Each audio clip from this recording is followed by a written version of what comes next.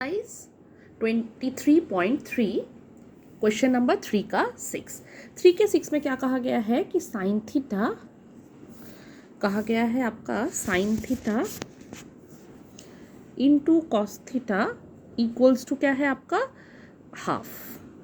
तो ऐसे में sine theta plus cos theta इसका मान निकालना पड़ेगा। तो यहाँ से देखिए तो क्या मुझे मिल सकता है, ये 2 इसके साथ मल्टीप्लाई हो जाएगा तो 2 sine theta cos theta equals to 1, ये एक नंबर। अब देखिए sine theta plus cos theta का मान निकालने के लिए कहा गया, तो पहले इसका स्क्वायर का मान निकाल लेते हैं। Sign theta plus cos theta का होल स्क्वायर, तो a प्लस बी का होल स्क्वायर क्या होगा, a square plus 2ab plus b square. अब यहाँ से ये 2 साइन थीटा कॉस थीटा का मान ऑलरेडी हम लोग को 1 मिल चुका है, तो हम लोग क्या लिखेंगे, साइन स्क्वायर थीटा प्लस क्या है 2 साइन थीटा का मान क्या है, 2 साइन थीटा कॉस थीटा का मान है 1, तो sine square theta plus 1 plus cos square theta.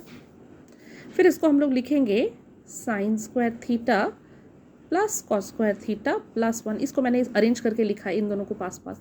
अब ये जो है ये ट्रिगोनोमेट्रिक आइडेंटिटी के हिसाब से sine square theta plus cos square theta का मान क्या होता है 1, तो ये क्या होगा 1 प्लस 1 यानी 2।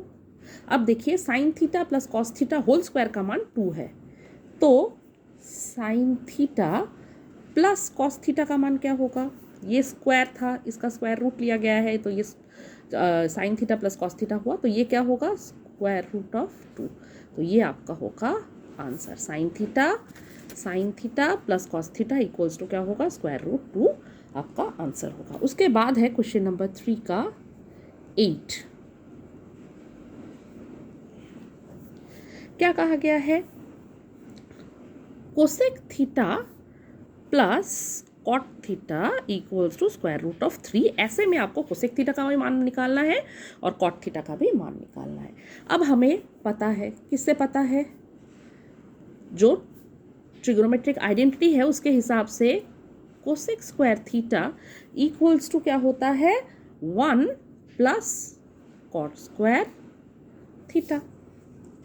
तो ऐसे में हम लोग क्या करेंगे, हम लोग इसको माइनस, ये प्लस कॉट स्क्वायर थीटा है उसको माइनस यहाँ पर लेकर आएंगे, तो क्या होगा cosec square theta minus cot square theta equals to क्या होगा 1।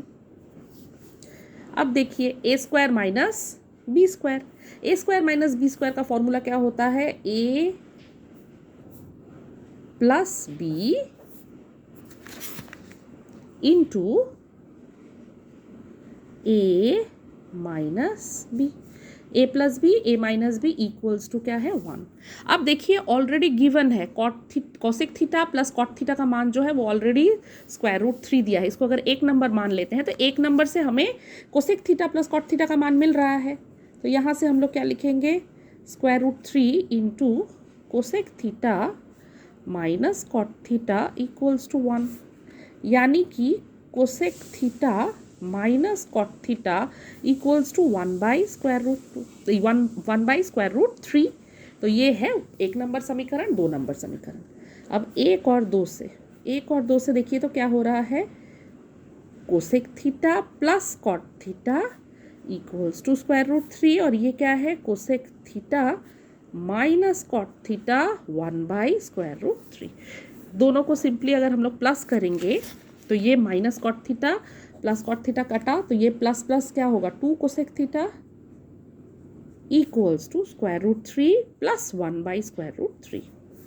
तो यहाँ से 2 कोसेक थीटा इक्वल्स टू क्या होगा, एलसीएम लेंगे तो स्क्वायर रूट 3, और ये क्या हो 3 प्लस 1 4, तो यहाँ से ये कटा और यहाँ से, तो यहाँ से हमें कोसेक थीटा का मान मिल रहा है 2 बाई स्क्वायर रूट 3। ये है पहला पार्ट। अब कॉट थीटा का मान 1 या 2 में देखिए कोसेक थीटा का मान है, वहाँ से ही हम लोग कॉट थीटा का मान निकाल लेंगे, तो putting the value of cosec theta in equation 1, तो एक नंबर में डालने पर हमें क्या मिल रहा है cosec theta plus cot theta equals to square root 3 है, तो कोसेक थीटा का मान क्या मिल चुका है 2 square root 3 plus cot theta equals to square root 3। तो कॉट थीटा इक्वल्स टू क्या होगा 3 माइनस 2/√3। तो फिर से एलसीएम लेंगे तो क्या होगा, √3 और यहाँ पर 3 माइनस 2 यानी 1। तो ये आपका है कॉट थीटा का मान और ये आपका है कोसेक थीटा का